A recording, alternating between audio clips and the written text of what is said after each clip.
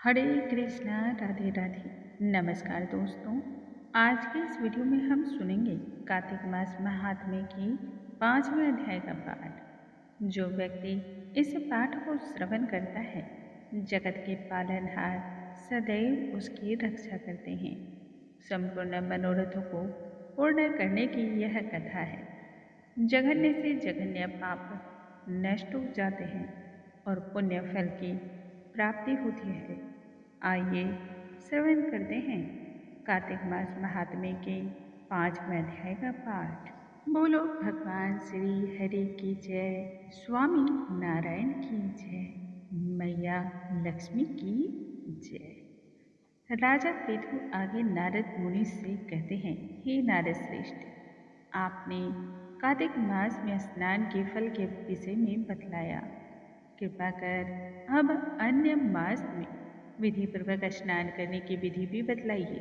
उनके नियम क्या हैं एवं उसके अध्यापन के विषय में भी बतलाइए। तब देवर्षि नारद मुनि कहने लगे, हे राजन, आप भगवान विष्णु के अंश से ही उत्पन्न हुए हैं, अतः यह बात आपको भली भांति मालूम ही है। तथापि मैं आपसे इसके विधान के बारे में बतलाता हूँ। सावधान होकर के और एकाग्र मन से इसे श्रवण कीजिए।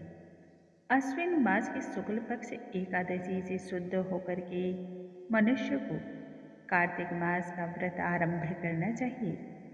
इस व्रत को करने वाला सर्वदा रात्रि के चौथे पहर में उठ करके जल का पात्र लेकर के गांव से बाहर पूर्व अथवा उत्तर दिशा में शौच के लिए जाएं। दिन में हमेशा अथवा सायंकाल को कान पर जनेऊ को चढ़ा करके पृथ्वी पर तिनके को बिछाकर सिर को कपड़े से ढके, फिर मुंह को बंद करके थूक श्वास को रोक करके मूत्र का त्याग करना चाहिए। रात्रि के समय दक्षिण दिशा मुख बैठ करके मल मूत्र को त्याग करें।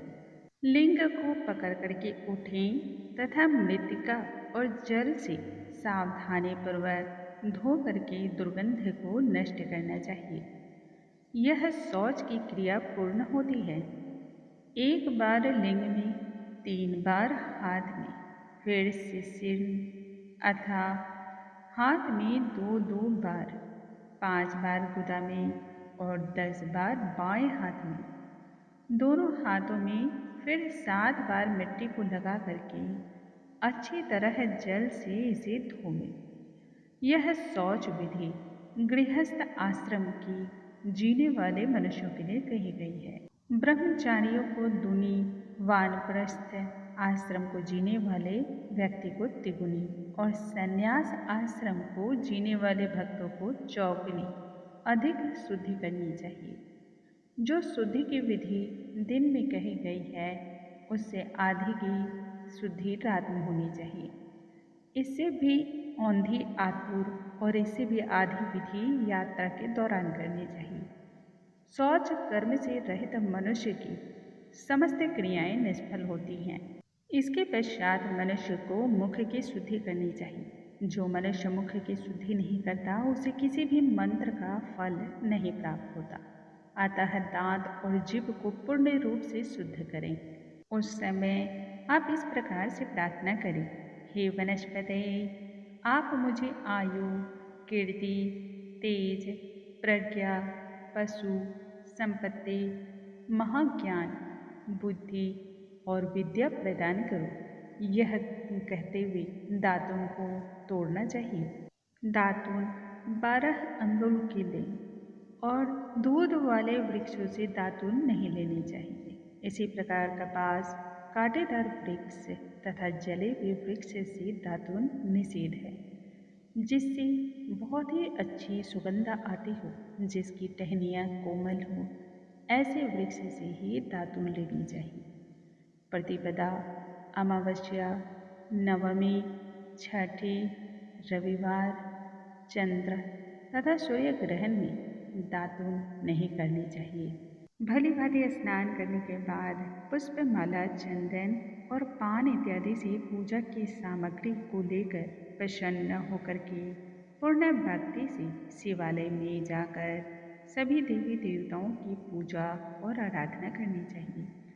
पूजा आराधना के लिए विभिन्न प्रकार की वस्तुओं का उपयोग करना चाहिए। प्रार्थना एवं प्रणाम करें। फिर विभिन्न विभिन्न प्रकार से भगवान श्री हरि के नाम का कीर्तन करें। मंदिर में जो भगवान श्री हरि का कीर्तन करने भक्तगण आए हों उनका माला, चंदन, तांबूल इत्यादि से पूजा करें। भगवान श्री हरि को प्रसन्न करने का यह एकमात्र सरल साधन माना गया है।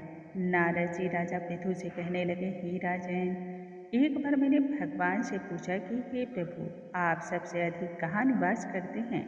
इस पर भगवान श्री हरि ने कहा कि हे नारद, मैं सदैव अपने भक्तों के हृदय में निवास करता हूँ।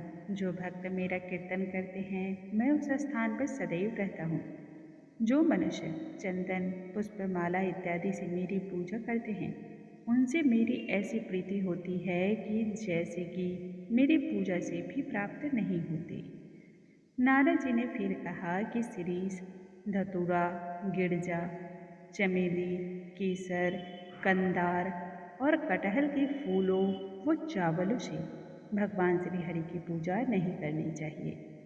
अड़हल, कंद, गिरीश, जूही, मालती और केवड़ा के पुष्पों से भगवान शिव की नहीं करनी चाहिए। देवताओं की पूजा में जो फूल निर्दिष्ट हैं उन्हीं से उनका पूजन करने से पूर्ण फल की प्राप्ति होती है और पूजा के बाद भगवान से क्षमा याचना करनी चाहिए।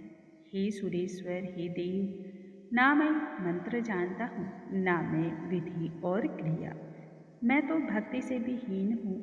मैंने जो कुछ भी आपकी पूजा की है उसे आप स्वीकार करें और उसे पूर्ण करें। इस प्रकार प्रार्थना करने के बाद प्रणाम करें और फिर भगवान का कीर्तन करें, भगवान श्री हरि की कथा करें और फिर प्रसाद को ग्रहण करें। इन उपायों के द्वारा, इन विधियों के द्वारा जो कार्तिक व्रत का अनुष्ठान करते हैं वह जगत में सभी सुखों को भोगते हैं और अंत समय में मोक्ष को प्राप्त करके वैकुंठ धाम आते हैं।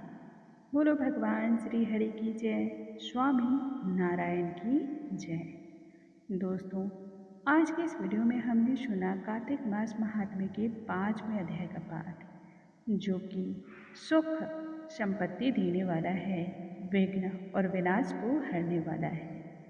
कल के वीडियो में हम आगे की कथा के साथ फिर से मिलेंगे। तब तक के लिए नमस्कार दोस्तों।